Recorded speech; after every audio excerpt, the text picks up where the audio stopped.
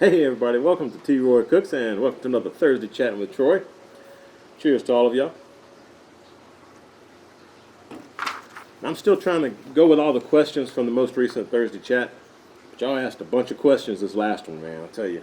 Got 4 pages worth. Let's see how many we can go through. If this is your first time here, like I always mention, if you've got a question for me, ask it in the comments section down below. If I mention any YouTube channels or any products that you may be interested in, check the description box. Just hit show more directly beneath the video. That'll open the description box for you. And I've got all of that info there along with my social media if you need to contact me. And also the questions. And where at in the video, those questions are asked and then I answer them. So a lot of good info. Y'all check that out. Let's get to it. Since I got 4 pages, this may be a long one. First question is from Texas Smithy. Hey T-Roy, cheers to you. There you go. Cheers. He says, a while back you helped me with some advice on my Weber Smoky Mountain cook, a pork butt. Always glad to help if I can, man. He says, I made a pulled pork and it turned out surprisingly good. Now I'd like to do some Texas-style pork spare ribs, regular ribs, not baby backs. At least I think that's what I like is Texas style. He's laughing. He says, I like my ribs nice and dark with a crispish bark. I don't care to have them very wet or a mop or sauce prior to serving. I searched your site and the only rib video I saw was for St. Louis style ribs. Could you give us some pointers and or a video on doing a true Texas style spare ribs on the Weber Smoky Mountain? In the Weber Smoky Mountain with the water pan, do you still need to wrap them at some point? Thanks, Mark in Lubbock. Mark, yeah man. I usually do St. Louis ribs because they have a better flavor in my opinion than the baby backs. But spare ribs, if you cut the rib tips off and square it up a little bit, you've got a rack of St. Louis ribs. In fact, my brother James over at Aim 'em Claim 'em, either his last video or the video before that, if you look at his channel, he did some spare ribs. I think he did them on his kettle. But he took a full rack of pork ribs, spare ribs, and he trimmed them kind of like competition style, where he cut the St. Louis rack out of the full spare rib rack. So that may help you. But St. Louis ribs are the same thing. They just don't have the rib tips on them. And I just don't like messing with the rib tips and all that. So I get them pre-cut St. Louis ribs. That's what I do. And I have no interest in doing any of the other stuff because other folks like James show you how to do it on their channels. So I'm just all about the meat, man. I want to get that meat on, get it going. And as far as your ribs go with rubs and stuff, salt and pepper is just fine on pork, man. Maybe throw a little garlic or a little onion powder in there with the rub. That'll give you some a nice rub for some ribs. If you want to venture out a little bit, you can go with some black Oak Ridge barbecue, which I love. And also, you're here in Texas, check out Texas barbecue rubs. Good stuff. I'll put links for them down in the description box for you guys. But they've got, I like the wild rub from Texas barbecue rubs. Really good. A lot of black pepper and stuff in it. It's good stuff, man. And I usually do not wrap my ribs. I tried it once and they just came out too mushy. They were overcooked for me when I tried the 3-2-1 method. So I rarely wrap. I rarely wrap any of my meat. I usually like to get that nice, dark, crispy bark like you were talking about. And I do that because I don't wrap. So I may spritz it a little bit. That helps the bark formation along with the smoke in the chamber where you're cooking it. That all adds to the bark and the flavor and the color. So just experiment with it. Your Weber Smoky Mountain should do good. And yeah, I need to do some more cooking on my Weber Smoky Mountain. I hadn't done any in a while. So be on the lookout for that. And I probably will do some ribs. I like my St. Louis ribs, man. Appreciate the question. Yeah, Mark in Lubbock. Thanks, man. Next question is from Todd Blessing. How you doing, Todd? Says, what's happening, T-Roy? Quick question. I found some applewood that filled a truck bed. How can I tell if it's ready to cook on my offset? Any tips you can tell us that can tell if it's ready to be used in a pit for a clean burn or if it'll just smolder burn? Thank you very much. Love the info you give to all of us on your Thursday chat listeners. Cheers and keep doing your thing. And I tip my glass to you, brother. Cheers, my friend. Hey, cheers to you, Todd. I'm just drinking my usual today, y'all. Todd, there's several different ways that you can probably tell if the wood is seasoned enough to be used in your smoker. One dead giveaway is the weight of the wood. If it's dried out, if it's seasoned, it's going to weigh a lot less than wood that you freshly cut. So the longer it seasons, the lighter the wood weight is. Also, check to see if the wood has any cracks in it. If it's dried out, as it dries, it'll split the wood a little bit in places. And also the bark. If it's dried out, the wood shrinks a little bit because the moisture is escaping out of it, or basically dehydrating it in the air. And the bark gets loose, so the bark will be really easy to remove a lot of the time if it's properly seasoned. So there you go. There's a few signs you can look for, man. The other way, just throw it in your pit, and if it smolders too much, it ain't ready. Great question. Next question is from Chris Reed. How you doing, Chris? He says, hey, I've been toying with the idea of getting a Weber Spirit, a gas grill. Yeah, I think my buddy Tom's Test Kitchen, I think he used to have one of those, and also my son has one of those. It's a great grill. He said he's going to probably get one as an additional cooker. And he's asking, you have a gas setup, right? What are your thoughts? Yeah, I do. I've got a DCS gas grill, and I love it. I love it. I do cook a lot of after-work type meals on it, during the weekdays when I'm kind of rushed for time. Gas is simple, man. Fire it up, give it about 15, 20 minutes, and you're good to go. So you can cook on it faster than you would if you had to wait for charcoals to get going. Not too much longer, but Anyway, I do like the gas grills, especially if you got like a smoker box built into it. That works great. Plus, Karen loves just firing it up and cooking some fish or shrimp or something like that, or kebabs on the gas grill. You don't get quite the same flavor as you do over charcoal or lump or even using real wood. But if you just want something cooked and you've got, especially like I said, a smoking box that you can use in your gas grill, that'll help kind of make up for it not being cooked over charcoal, help with the flavor. But I love mine, I'd say go for it, man. You just need a little quick fire up grill that you can grill something real quick for a weeknight. They come in real handy. Every grill, every pit, every smoker, every cooker has its place, It's like a mechanic, He's not going to have just one wrench. He's going to have all the different sizes so he can work on a vehicle, Having the right tools helps you have better luck with your success with your job and with your cooking and stuff like that. So, yeah, having more man toys, I guess you can call them, it's a good thing in my opinion, man. Next question we've got is from Chevy 1121 1947. How you doing, Chevy? Ain't heard from you in a while, my brother. Cheers to you.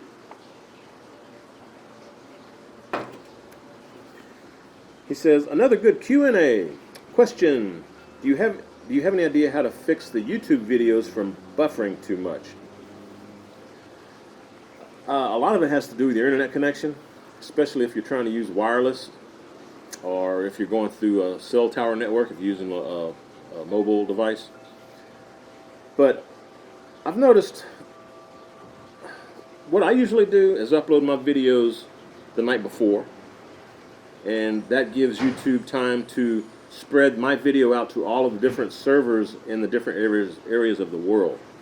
If I just upload it and immediately make it public for everybody to look at, it's mainly going to be on a server that's located pretty close to me, and it takes hours for it to spread out to Australia and Germany and England and Canada and Mexico and South America and wherever else, So I upload the videos ahead of time, because if you just upload it and make it immediately public, a lot of people are not in your general vicinity of the world. So when they see your video, there's going to be a lot of latency, and it's probably not going to buffer correctly. It's going to be choppy, I guess is the right word I'm looking for. And also, newer channels don't get quite the urgency as a larger channel would in YouTube's eye. So if you've got like less than 1,000 or 1,500 subscribers, your videos may be kind of choppy, and people may have trouble seeing them without them being choppy for the first 12 hours or 24 hours. But as you progress and get more subscribers and become more predominant on YouTube with a larger channel, YouTube will go ahead and push your videos out faster to all the areas of the world. So I hope that's what you're asking. And that happened to me when I was just starting out too. I was like, what am I doing wrong, you know? But take some of that advice and you'll get it figured out, man. Great question, Chevy. Got another Chevy here. This is Only Chevy's Williams. How you doing, man?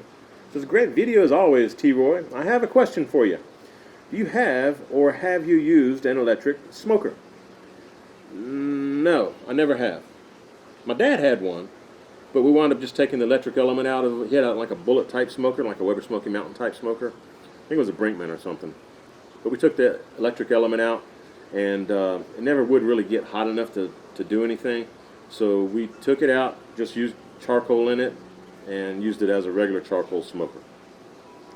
So, but like I mentioned a while ago, every grill, smoker, pit, everything, they all have their place. A lot of people love the electric smokers, electric grills. They work very well. They are efficient. You've got to have some electricity close to them, but other than that, they usually have a great thermostat. You can dial it in, and it'll maintain that thermostat like a regular oven would until power goes out or until you turn it off. So, a lot of them work really well. I just don't get that same flavor from the electric smokers that I do over charcoal or lump charcoal or using real wood. But again, everything has its place. If you're in some apartment complex or something, or duplex, you can't have a charcoal fire going, electric grill may be the way to go. So, nothing wrong with them. I just haven't used one, and from what I've tasted, it's not quite the same. I like charcoal. I'm old-fashioned, man. But ain't nothing wrong with them. Next question is from Wheat H.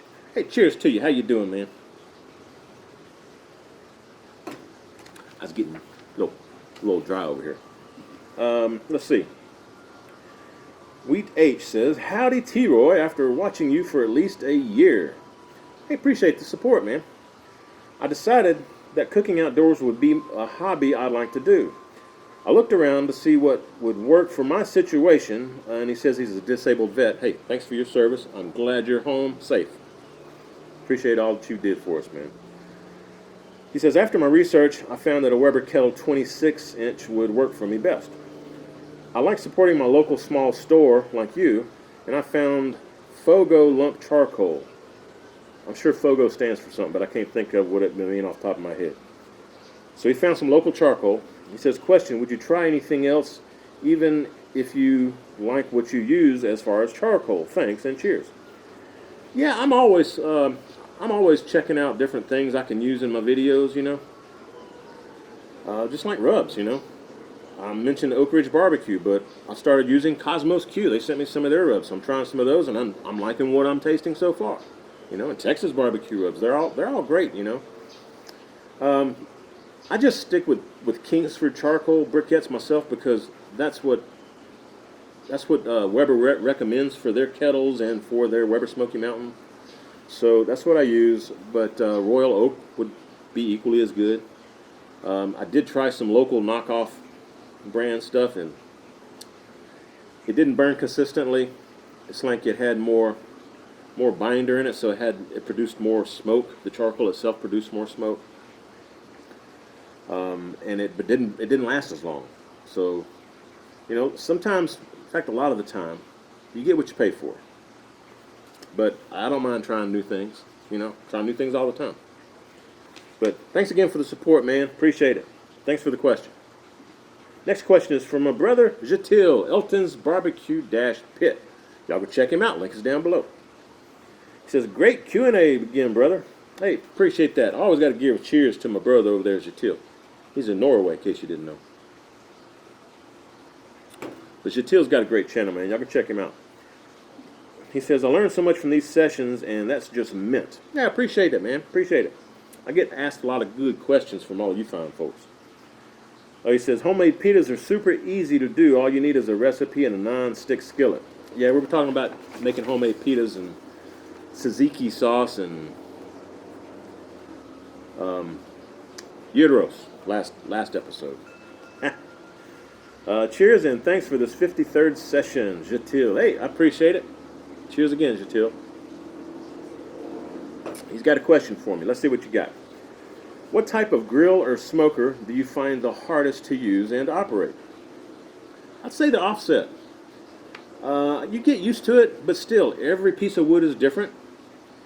The environment's different each cook. You know, the wind could be coming from a different direction. It could be cooler, it could be warmer, it could be less humid, more humid. But the size of the wood is never going to be consistent, so that throws a little, kink into the cook too. But I enjoy that myself. That's fun to me. A lot of folks don't like it. They like to set it and forget it, like the Weber Smoky Mountains and the pellet cookers and the electric smokers, gas grills. Those are all fine. But I kind of like the challenge of the offset. It is more difficult to operate, but it's more fun in my opinion, and it produces the best barbecue that I've ever tasted in my life. So great question. Thanks, Jatil. Next question is from Lassie's Food and Barbecue. Y'all go check him out, another YouTuber. Link down below. Just hit show more. How do you choose if you should sear first or do a reverse sear? I do understand from what I have seen that the thicker cuts benefit from a reverse sear. But is there a rule of thumb you go by? Is it regardless of the type of cut? I mean, if a ribeye is better reverse seared all the time, but a filet mignon only when it's thicker than, Usually, my rule of thumb is if the steak is 1.5 inches or thicker, I reverse sear it first. And then I bring it up to like a 110, 115-ish internal temp. And then I will stick it over, I'll sit it off to the side, crank my heat up on my grill. And after it's ready to go, I'll sear the steak on each side for a minute, minute and a half. That usually brings it up to a nice medium temperature. But it doesn't matter what cut, it's just the thickness. And like me, I usually get my steaks 1 3/4 inch thick. I like that thickness.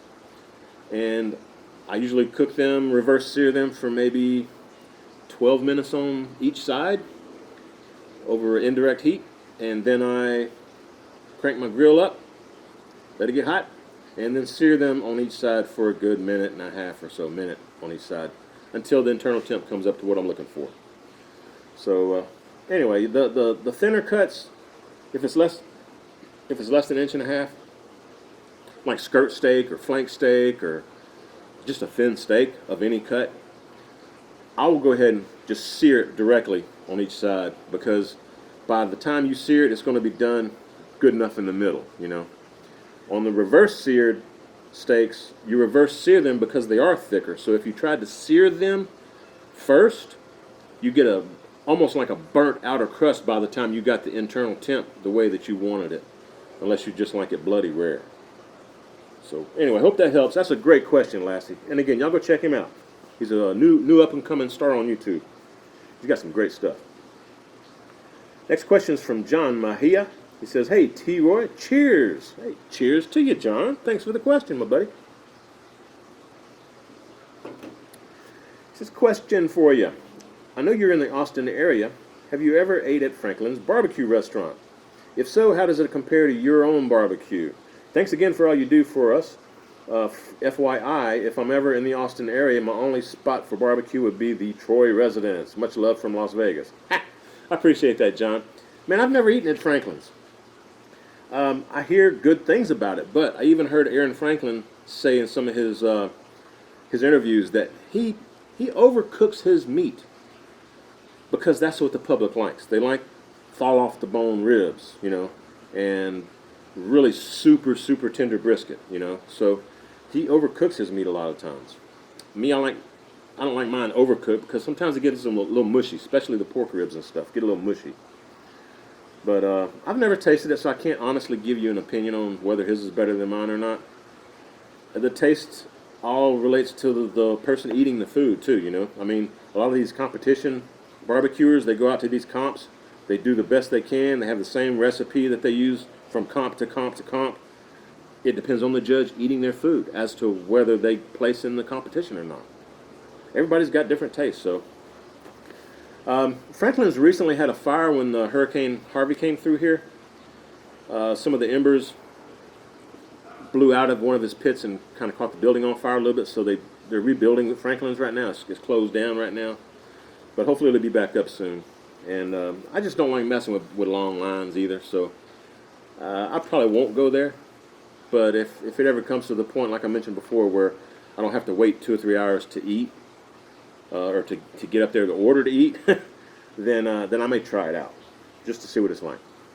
But yeah, man, you're welcome here anytime, John. Next question is from Alan, Nautical 2086. How you doing, Alan? Appreciate what you sent me there, man. I look forward to trying it out. Alan says, good looking beer. As you may have gathered, I'm a big wing guy. What's your favorite way of making wings? Your preference? First off, cheers to you, Alan. Appreciate it, man. I like my wings fried. I like to kind of marinate them a little bit. And, man, some of that, like the Fiesta Ranch dressing, the powder that you make a dip with, that's pretty good stuff, man. You sprinkle some of that on your chicken and let it air out a little bit. And you can either fry it, you know, I air it out in the fridge, let the skin dry out a little bit, you know. Maybe throw a little cornstarch in there too, that'll help dry the skin a little bit. But you can do that and then bake it in the oven after it's been in the fridge for like 4 hours, put it in your oven and bake it. Or you can take it directly and dip it in some flour, throw it in some oil and fry it up, man.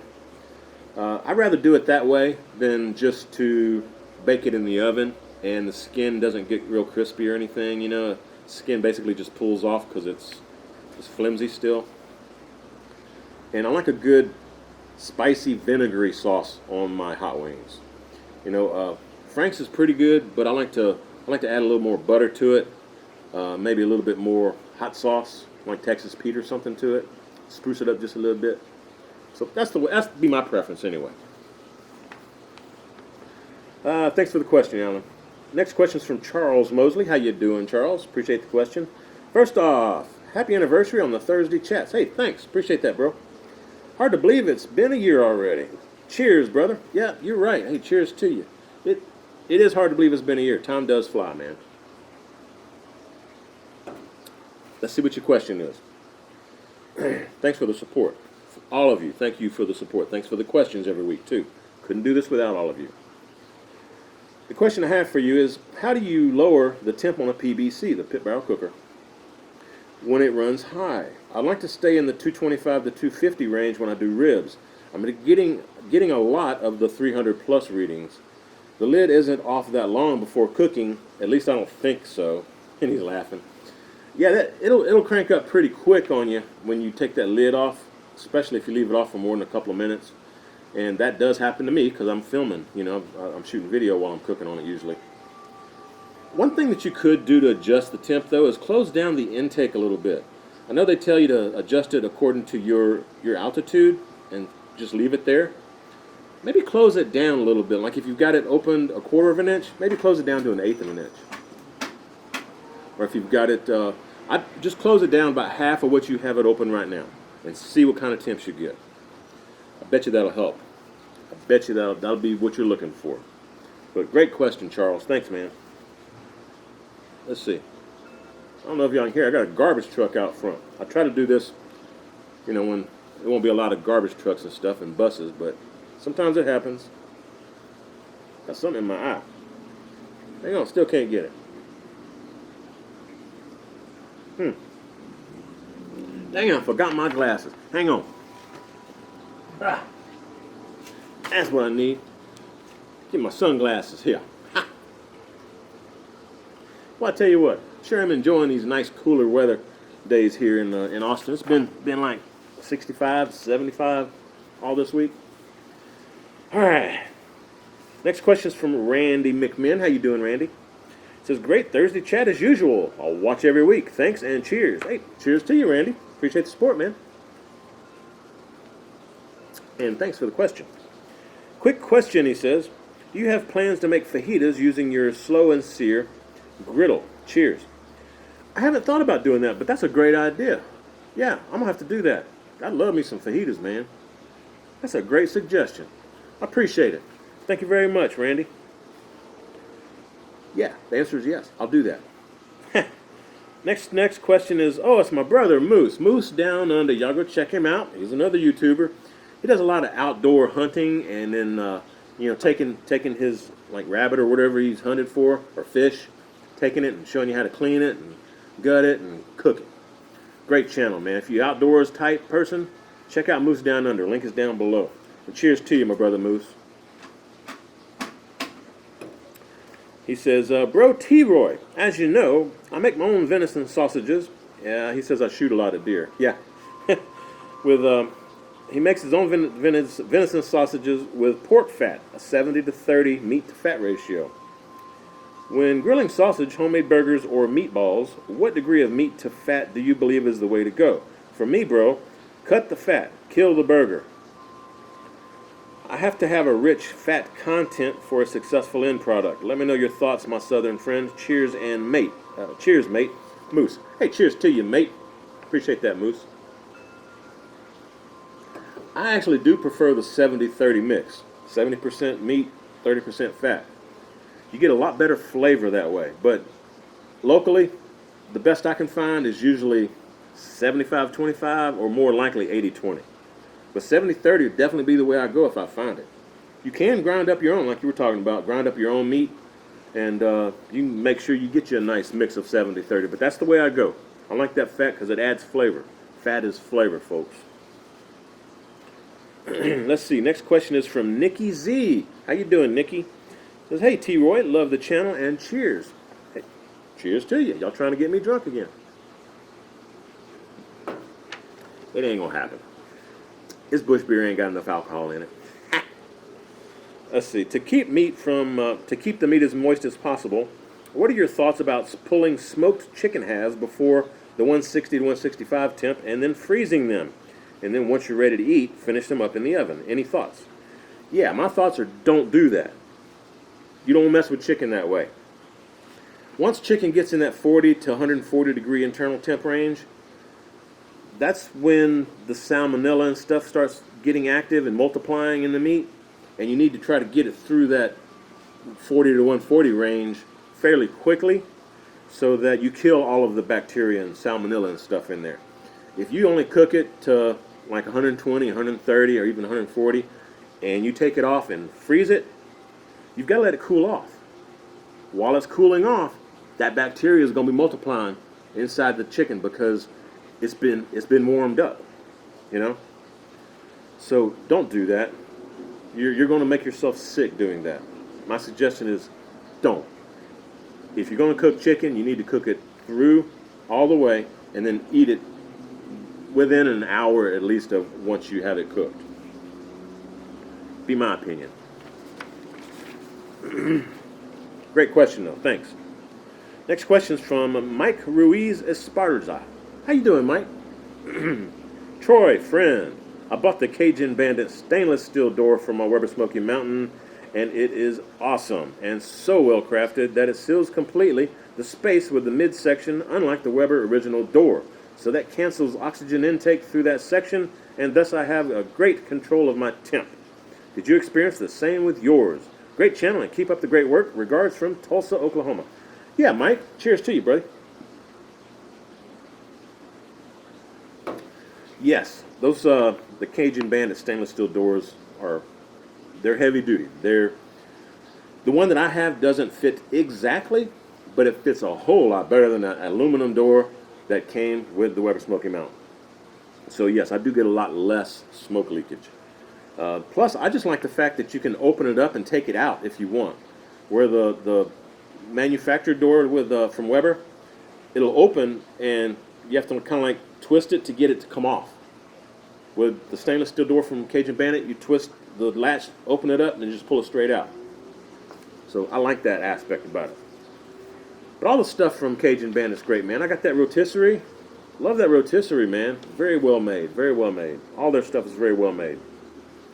And I've also got the fire ring in the bottom for my Weber Smoky Mountain, the Cajun Bandit thing. Love it too. It works a lot better. It lets you have more volume to put charcoal in than the original manufacturer's charcoal ring. Let's see. Next question is from Chuck Riley. How you doing, Chuck? He says, cheers, Troy. Another great chat. Cheers. Appreciate that, Chuck.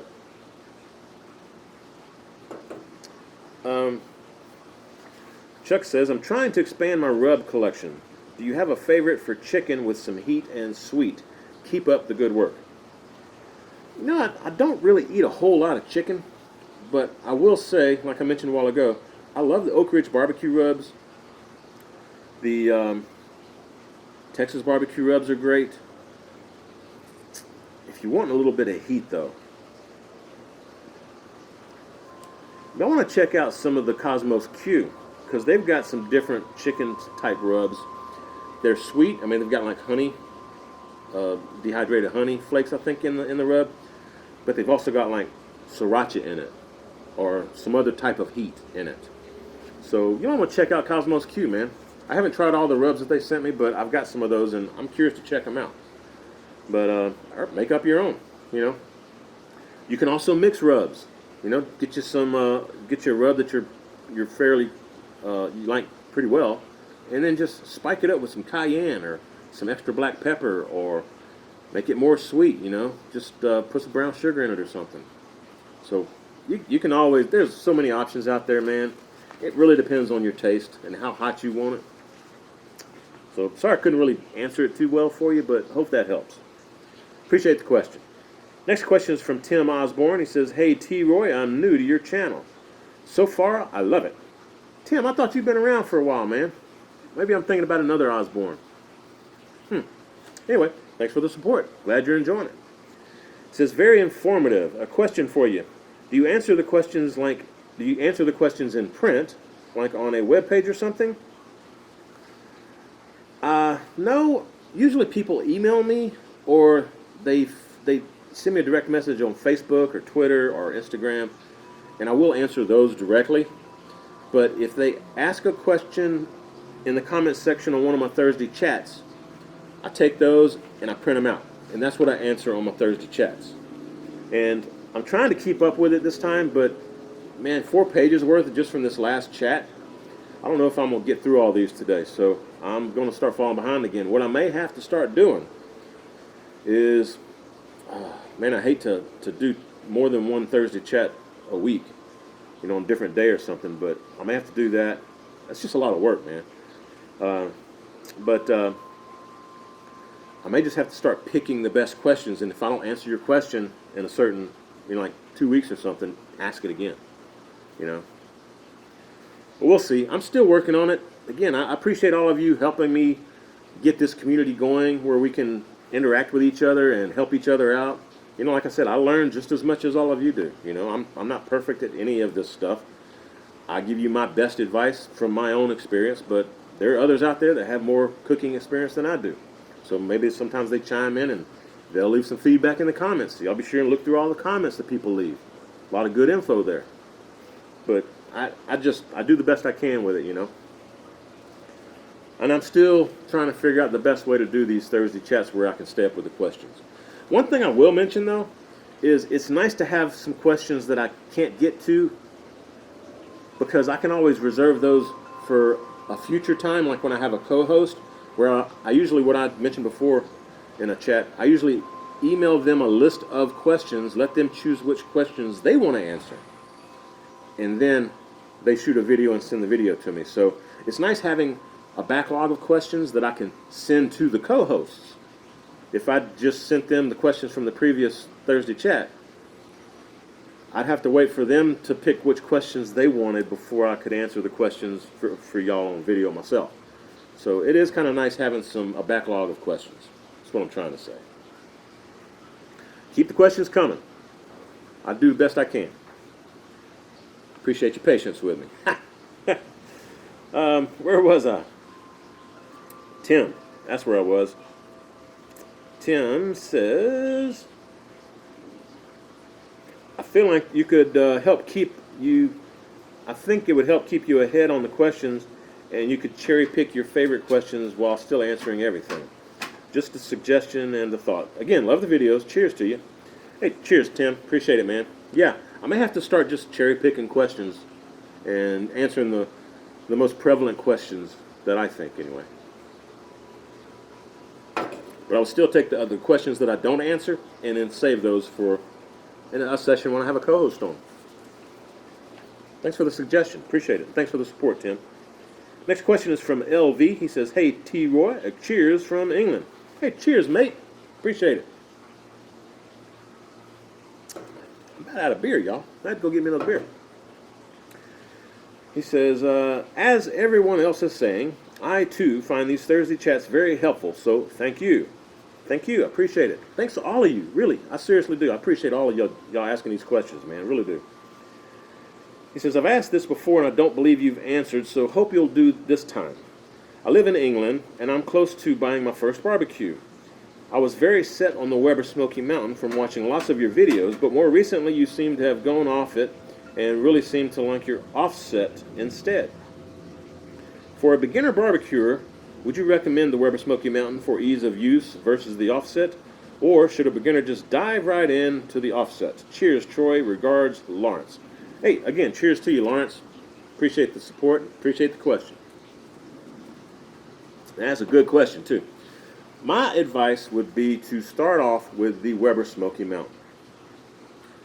That way you can get accustomed to using your rubs, your sauces, different smoking woods, that kind of thing. And then once you get your style of cooking barbecue down pretty good, then you can upgrade to an offset. Because really all you're doing different on an offset is you're using real wood. Now you will get a lot better flavor from the offset, but a lot of the offsets, the better made offsets, are going to be quite pricey. The Weber Smoky Mountain is going to be like a quarter of the price, or maybe half the price, but a quarter of the price of a real decent offset, okay? So that's what I would start with, Weber Smoky Mountain. Then you can later upgrade to an offset. But great question. If you just feel the urge to dive right in, ain't nothing wrong with that either.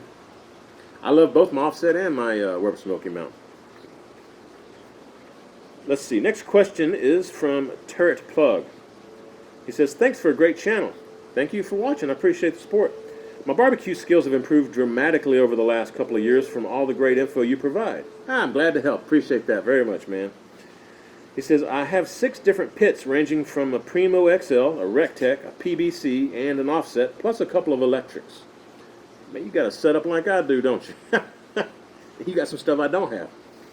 He says, I'd like to add a rotisserie cooking to my stable and plan on getting the Cajun barbecue set up. Yeah, it's a nice one. I love it. I love my Cajun Bandit setup, man. It's good stuff. He says, I see I can use it with either the Weber Kettle or the Weber Smoky Mountain. Which would you recommend I purchase, knowing that it would be used primarily for a rotisserie? He says, I've only seen you use yours on the Weber Smoky Mountain. Thanks for weighing in. Cheers and keep up the fantastic work. By the way, when did you get a Mount Rainier hat? I live just a few miles from the Paradise entrance to the park and see the mountain on every clear day from my house. Oh, cool. Yeah, appreciate that, man. Karen and I, our son used to live in Vancouver, Washington. So Karen and I would take little day trips whenever we were visiting him, and one of them was to Mount Rainier. So we went to the top of it. Beautiful drive going up to the top of it as well. And we actually camped at the base of it the night before and then got up really early and went up the mountain in vehicle, but got to the top. Beautiful, gorgeous. And I got the hat from their gift shop at the top of the mountain. It's a good, cool looking hat, man. Goes with my style of colors that I like to wear. So, and cheers to you. If you're going to primarily use the rotisserie cooker as a rotisserie, or the kettle or Weber Smoky Mountain as a rotisserie cooker, I would say go with your kettle. That way you can have heat from both sides and have the meat rotating in the middle, indirectly with the heat from underneath on both sides of it. With the Weber Smoky Mountain, it does work, and it actually does work pretty well, but unless you block off the extra holes that are in that rotisserie ring, when you flip it over, you have to change the bracket from one bracket hole to another bracket hole. If you don't block off that second bracket hole when you're using it on the Weber Smoky Mountain, your Weber Smoky Mountain, at least mine, rarely gets below 300 degrees.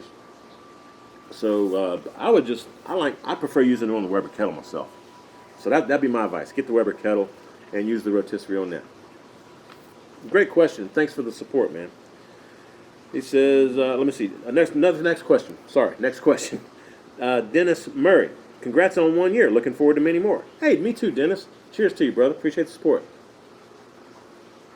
He says, always look forward to T-Roy's Tea Days every week. Thanks, man.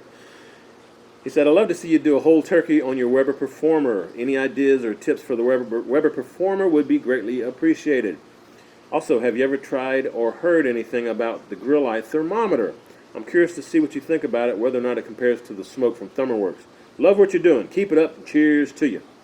Hey, Dennis. Cheers, man. Yeah, I want to do a turkey on my Weber Performer. I do. I haven't done one yet. I'm wondering how large a turkey I can fit under that dome lid, though. I'm looking at it right now, and it doesn't sit too high. I may have to use the rotisserie ring. That'll give me some extra height. Yeah, there you go.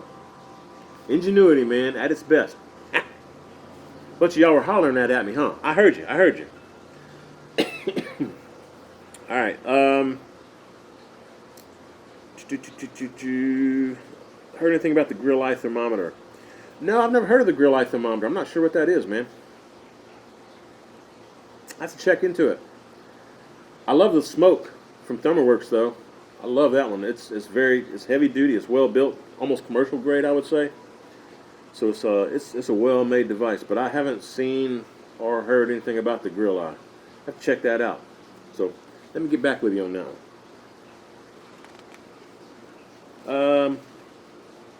That was from Dennis. Okay, thanks for the question, Dennis. Cheers to you, bro. Next question is from Meathead, another YouTuber. Y'all go check him out. Link is below. Meathead says, "Hey Troy, thanks for the mention. Have you ever smoked a whole hog in the ground?" No, I haven't, man. I have not. But in Louisiana, a lot of my friends did, and I would go and partake of the food. But it's called a couchon de lait in Louisiana. The Cajuns do that. It's the Cajun microwave, they call it, where they cook it in the ground. Turns out some really nice barbecue, some really nice pork too, man. Good stuff.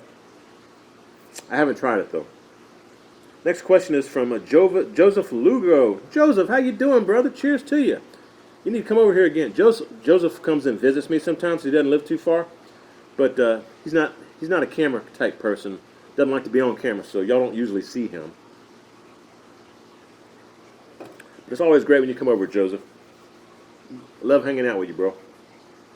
Joseph says, "Hey, T-Roy, how's the barbecuing going, brother?" Going pretty good, man. I'm really enjoying these cooler temps, and I'm sure you are too. It says, "I recently started trying all wood smoking with quarter chimney full of charcoal to start with. I'm using post oak logs. My question is, when using wood, does it need to have a steady flame or just smolder throughout the cook? I noticed that if it stays a steady flame, it burns a lot hotter, but I get a clean smoke as to where if it was just smoldering, it seems like the smoke is thicker. The meat always turns out very good, but it just seems like I'm doing something wrong. Smoking on an Oklahoma Joe, which isn't sealed and lets lots of air in and out. What are your suggestions? Thanks for the Q&A and lots of help."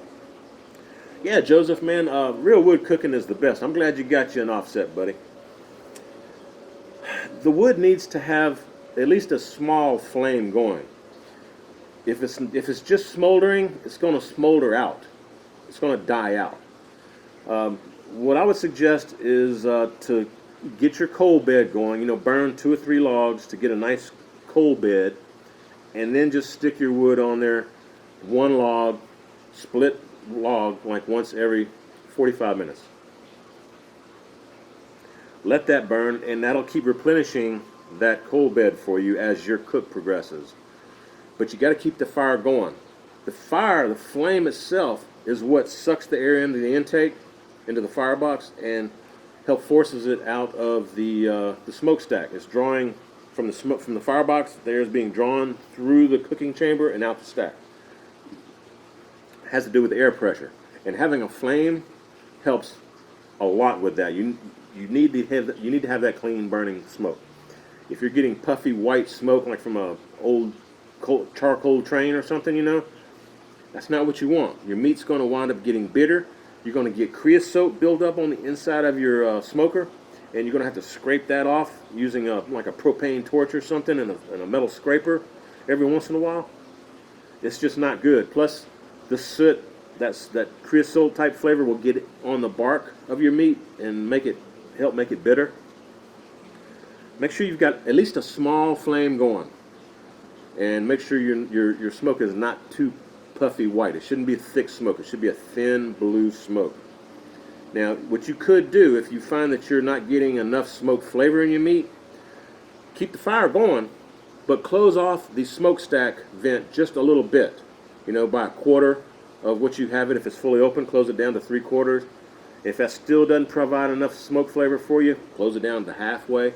But don't mess with the firebox intake. Leave that fire going. And if your meat if your pit's getting too hot, maybe try to move the fire itself closer towards the end away from the meat, or move your meat closer towards the stack end so it's not as close to the fire. So maybe that'll help. But each pit's different. You know, if you want me to come out and hang out with you sometime, I'll be happy to, man. I'd love that.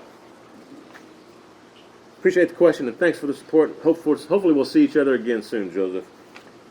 Cheers to you, brother. All my best to Bessie. And you.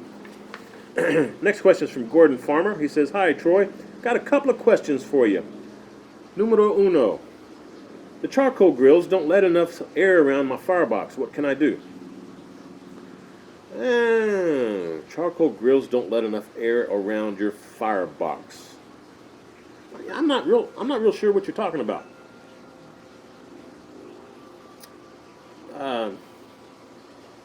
Charcoal grills don't let enough air around my firebox.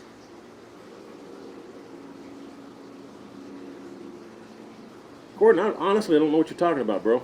I'm sorry, man. Are you talking about like you've got a metal box that you put charcoal in? I'm just guessing here because I really don't know what you're talking about.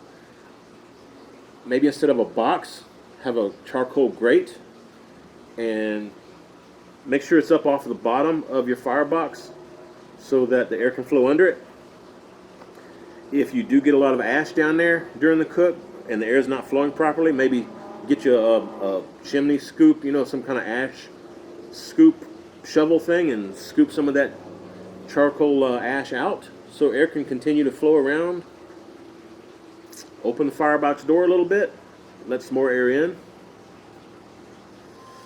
I hope that's what you're talking about. I really don't know, Gordon. Maybe you have to ask again on another Thursday chat and be a little bit more specific. What cooker you have, or if it's an offset, or a Smoky Mountain, you know, let me know. But hopefully that helped a little bit. Second question he says, would you like to try some local beer brewed near me, some British brew?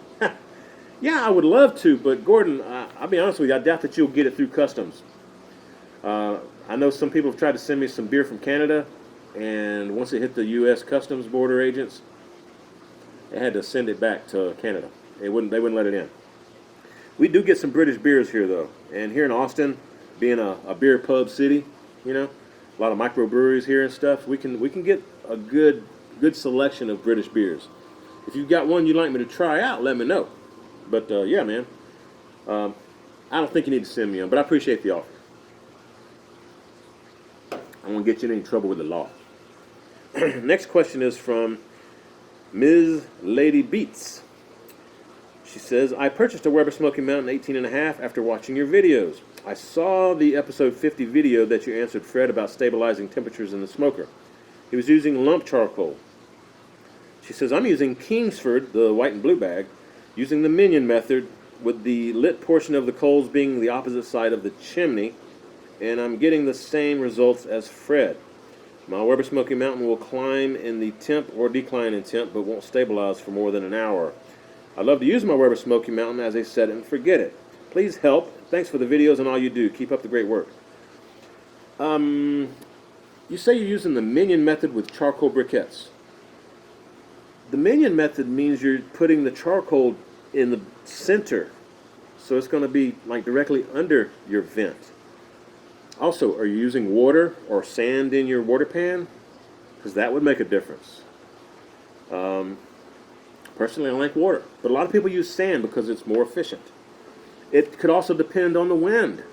You know, if you have high winds blowing in through your intake vents on the bottom of your Weber Smoky Mountain, maybe close off the vent that's facing the wind so that wind's not whipping through the bottom of your charcoal grate level thing. Put your, like a wall barrier or something. If you got a brick wall or some other barrier, you can put your Weber Smoky Mountain next to block the wind. Try that.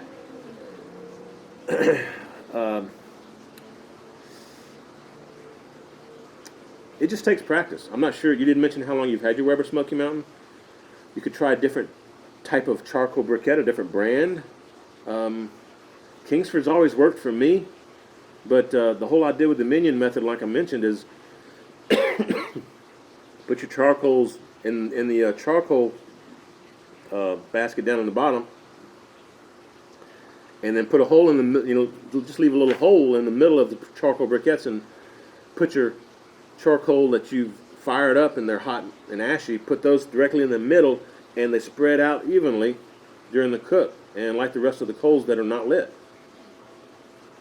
And that's where you get your even burn from. And plus, having sand or water in the water pan, that helps regulate the temp and keep it stable. So my guess is you're having high wind conditions, or something is interrupting the airflow through your Weber Smoky Mountain that's causing it to not burn evenly. When you finish a cook, is one side more, the briquettes, when you look at the charcoal briquettes, is one side fired up more than the other side? Is one side still black and the other one all the way out to the edge is ashy? That could indicate a wind problem. So you just have to play around with it. There's no easy fix for it, really. Every situation is a little bit different. I don't know your situation where you're living there, and did you even mention where you're living? I don't think you did. Anyway, every situation is different. The environment's different. Sometimes it takes me a good hour and a half to get mine stabilized to where it's holding temp the way I want it to. It could be the wood you're using. If you're using wood chunks, depending on the size of the wood chunks, when that wood catches fire, maybe it's actually catching fire and not smoldering, and maybe that's adding heat to your cooking temp. So a lot of different variables there. Sorry I couldn't be more detailed with it, but I'm sure you'll get the hang of it. You just have to practice with it a little bit more. It truly is a set it and forget it smoker, though, once you get it figured out, But there are a lot of different variables that could be causing the problem. You just have to change one thing at a time and see how it affects your cook. And then if it doesn't, go back to the original way and then change one other thing and see if that affects your cook. So change one thing at a time until you get it figured out, would be my suggestion. Next question is from Byron Chandler. Byron, how you doing, buddy? Appreciate all your love and support, man. You always try to be the first one to ask a question, or try to be the first one to comment anyway. Been around a long time. I appreciate the support, Byron. He says, where do you get your cool looking hats from? Have a good day, good buddy.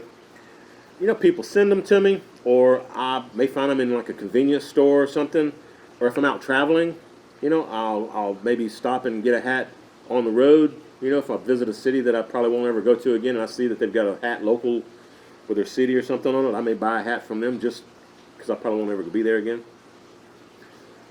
But I like earthy tones, the greens, blues, browns, the stuff like this, I'm not a huge fan of black hats or pure white hats, but I like colors, I like colors.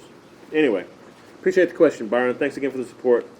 Next question is for another YouTuber, Games in Grills. Y'all go check him out. Just hit show more. Link is below. Let's see. Great video as always, brother. Hey, thanks. Appreciate that, man. He says, I just did my first brisket this past weekend, and it turned out pretty good. Not quite as juicy as I wanted. It's tough to get brisket here in Canada at a reasonable price, and I don't have access to USDA Select or Prime, etc. What can I do to ensure that it doesn't get too dried out? Thanks as always. Yeah, I sometimes do these with my Select grade briskets if I can't find anything better. Inject them with some beef broth or beef stock or some other liquid, Inject them with butter. Melt down some butter and inject that in your brisket. That's good stuff. And then once it starts getting into the stall, wrap it. Because by that time, it's usually got a pretty nice color bark, and the bark is set on it. So you can go ahead and wrap it. And then, as I've said before, right at the very end, when it starts getting to an internal temp of about 190 or so, peel the foil back to let the air and the smoke get back on the top side of the brisket. I mean, still leave it kind of wrapped in foil, but peel the foil back away from it so that the air can flow over the bark again and help crisp it back up. That should help a lot with the tenderness and the juiciness of your brisket. So give it a shot. Let me know how it works out for you, man. That's what I do. All right. Next question is from David Alvarado. How you doing, David? It says, what is the one thing that makes you mad when it comes to cooking? You know, David, I don't have a lot of hate in me. I don't get mad a lot. I don't let a lot of stuff get to me. I don't let it get me mad. And if you change that and say, what do I dislike about a cook? I don't like doing dishes. And I'm one of these people that I like pulling out every pan in the cabinet or every fork and spoon, you know, and I wind up having a lot of dishes. And Karen always picks on me about it, but I really hate doing dishes. I'll do them, but that's the least favorite part of cooking for me. I enjoy the cooking and the eating part. So anyway, great question. Hope that helps. And folks, I think this is running up pretty close to an hour. 4 pages worth. I got them all done though. Thanks again for the questions. If you've got questions, ask them in the comment section down below. If you've got feedback on any of the questions that were asked today, you know, maybe some more addition to what I was trying to answer. Maybe I didn't answer it completely or thoroughly. If you've got more experience or have some more input on a question, feel free to go ahead and add it in the comment section below. And if you're not one of these people that go and read through the comments, please do so, because a lot of my fans, a lot of you guys, put a lot of great info in the comment section on these videos. You know, so I appreciate all the support, all the love, all the help. We're a community. Thank you guys for helping make this possible. If y'all like this, y'all give me some thumbs up. Hope you subscribe to T-Roy Cooks. I forgot my name of my channel. Hope you subscribe if you're not subscribed yet. I do cooking on Tuesdays and I do these Thursday chats. So I appreciate any love you can show me. But check out the links in the description box down below. Just hit show more. Hope you share the video with all your friends and family and coworkers. And when you do, please tell them that T-Roy cooks responsibly. Cheers, everybody. We'll see y'all next time. It's gone. Dead soldier. Later, guys. Cheers.